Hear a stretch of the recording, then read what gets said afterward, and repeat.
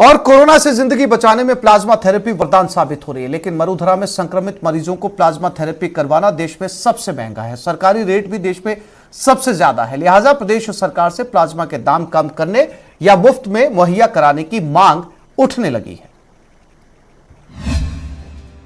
Plasma से कमाई जान पर बन आई।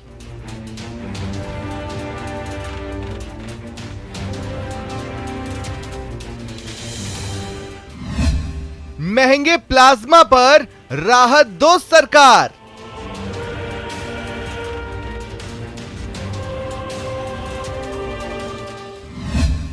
सारे जहां से महंगा प्लाज्मा हमारा।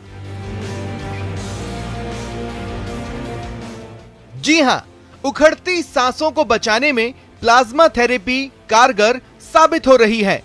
कोरोना से रिकवर हुए लोगों के डोनेट किए गए प्लाज्मा जिंदगी बचाने के काम आ रहे हैं।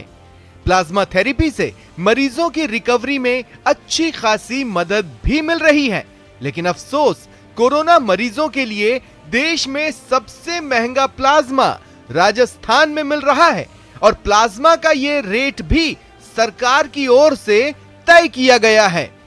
जी हां, उसी राजस्थान में जहां निरोगी राजस्थान का नारा दिया गया है। आइए आपको बताते हैं देश के कई राज्यों के मुकाबले राजस्थान में प्लाज्मा कितना महंगा है। राजस्थान में 1 यूनिट प्लाज्मा का रेट 16,500 रुपए है। पंजाब, दिल्ली और कर्नाटक में मरीजों को मुफ्त प्लाज्मा मिलता है। महाराष्ट्र में 1 यूनिट प्लाज्मा का रेट 5,500 रुपए है। वहीं कर्नाटक में तो प्लाज्मा डोनर को सरकार 5,000 इंसेंटिव दे रही है। साफ है, कई राज्यों की सरकारें मुफ्त या कम कीमत पर मरीजों को प्लाज्मा मुहैया करवाकर जिंदगी बचाने का काम कर रही है, लेकिन राजस्थान में इसके उलट हालात हैं। लिहाजा अब मरुधरा में प्लाज्मा के रेट कम करने या मुफ्त में मुहैया कराने की मांग की जा रही है।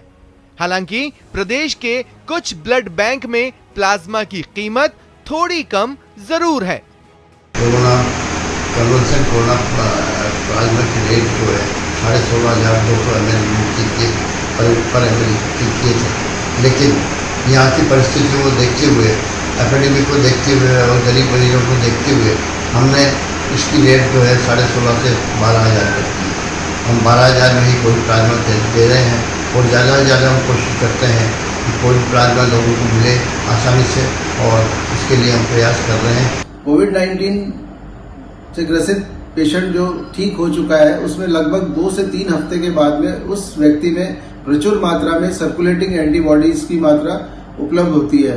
यह एंटीबॉडीज हम प्लाज्मा फेरेसिस के द्वारा उस व्यक्ति से लेते हैं और इसे ब्लड बैंक में इसे प्रोसेस करके जिस प्रकार से ब्लड चढ़ाया जाता है, उसी प्रकार से हम जो कोविड-19 से सीरियस एवं क्रिटिकल रोग से ग्रसित होता है, उस मरीज में इसे चढ़ाया जाता है और इसे हम एंटीवायरल थेरेपी, स्टेरॉयड थेरेपी के अलावा जो कोविड-19 को पेशेंट्स में ठीक करने के लिए उपयोग में काम में लिया जाता है। तो वहीं जयपुर के सांगानेर के कांग्रेस नेता ने सीएम को पत्र लिखकर दूसरे राज्यों की तर्ज पर प्लाज्मा की कीमत कम करने या मुफ्त में मरीजों को मुहैया कराने की गुहार लगाई है।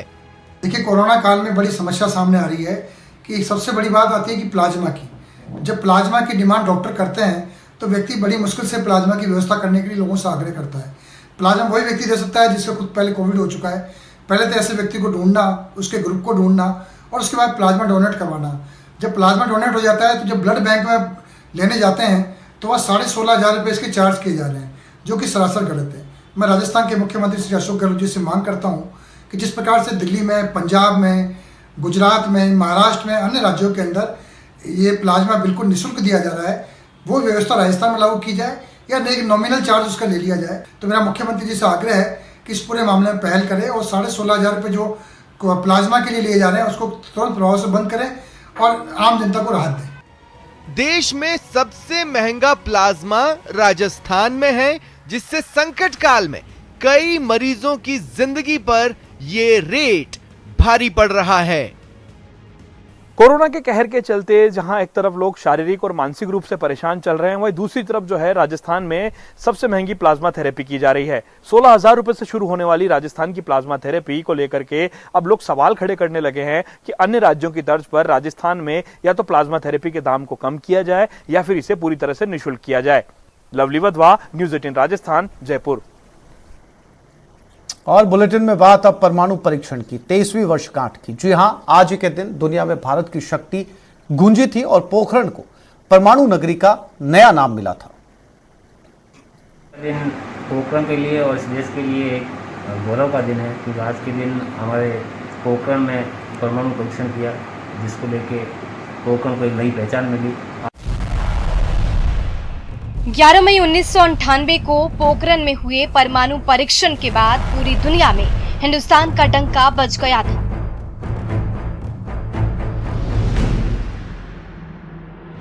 पोखरण को नई पहचान मिल गई थी, जिसकी चमक आज भी यहाँ के बाशिंदों की आंखों में देखी जा सकती है, उनकी बातों में सुनी जा सकती है। मुलाहिजा फरमाइए। प्रशिक्षण जब इंदिरा गांधी जी ने किया था, तब उन्होंने दुनिया को बताया था कि भारत दुनिया में अपने आप में अलग है, शक्ति है।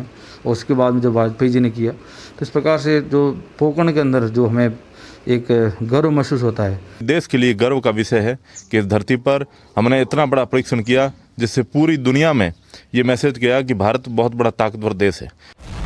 परमाणु परीक्षण के बाद पोखरण के साथ साथ खेतोलाई को भी एक नई पहचान मिली, लेकिन इतने वर्ष बीत जाने के बाद भी गांव के हालात जस के तस हैं। ग्रामीणों को इस बात का दर्द है कि जिस तेजी से गांव ने विश्व स्तर पर अपनी पहचान बनाई, वहां सालों बाद भी सुविधाओं का भारी टोटा है। हम एक और डिमांड करना चाहते हैं, इसी के चलते पशु अस्पताल की सुविधाओं में कुछ ज्यादा इजाफा किया जाए, जिससे पशुओं की बीमारियों पर भी काबू पाया जाए। परमाणु परीक्षण की पहचान को अमिट बनाए रखने और पोखरण को पर्यटन स्थल के रूप में विकसित करने के लिए स्थानीय जैसलमेर रोड स्थित खादी ग्रामोद्योग भवन में शक्ति स्थल के नाम से कुछ मॉडल विकसित किए गए, लेकिन ये स्थल भी अपनी अपेक्षाओं पर खरा नहीं उतर पाया। लाखों रुपए खर्च कर बनाए गए मॉडल और युद्धों से संबंधित ऐतिहासिक जानकारियों की प्रदर्शनी बंद है। खेतोलाई ग्रामवासियों की विशेष मांग, युवाओं को मिले विशेष पैकेज के साथ आरक्षण की कर रहे हैं लगातार मांग। कई समय से खेतोलाई वासी के युवा और आमजन भी करते आ रहे हैं लगातार मांग। कैमरामैन गजेंद्र के साथ सावल दान रत्नू, न्यूज़ 18 पोखरण। तो इस बुलेटिन में फिलहाल इतना ही। नमस्कार।